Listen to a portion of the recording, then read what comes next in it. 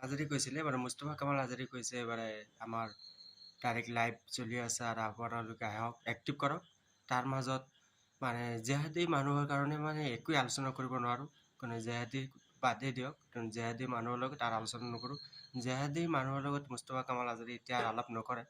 মানে আলোচনা নকৰে বুলি কৈছে এবাৰে জেহাদী মানুহ এতিয়া মুস্তফা কামাল আজাদী জেহাদী বুলি কয় কাক কয় জেহাদী কোন হয় মুস্তফা কামাল আজাদী জেহাদী এক নম্বৰ তই এক নম্বৰ আমাৰ ইছলাম মানুহ নহয় তই এক নম্বৰ জেহাদী আৰু কি কৈছিলে ৰাইজে অলপমান শুনিব লাগিব আলোচনা সদায় আধ্যাত্মিক হ'ব লাগে তেতিয়া আমাৰ ভাল হ'ব আলোচনাখিনি গঠনমূলক হয়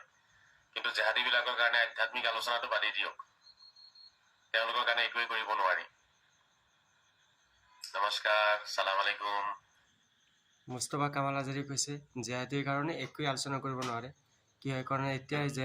আমাৰ জেহাদী মানুহৰ লগত আলোচনা নকৰে আমাৰ ইছলাম মানুহে কয় জেহাদী মুস্তফা কামাল আজাদী তই একদম ডাঙৰ পণ্ডিত জেহাদী এক নম্বৰ তই তোৰ বাহিৰত আমাৰ এইখন পৃথিৱীত কোনো জেহাদী নাই এটা আছিলে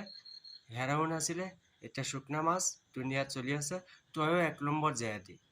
মুস্তফা কামাল আজাদী ৰাইজক সেইটোৱে ক'ম বা তাক আপোনালোকে কেনেকৈ আহ্বান জনাব জোতা চেণ্ডেল কেনেকৈ আহ্বান জনায় আপোনালোকে তাক আহ্বান জনাব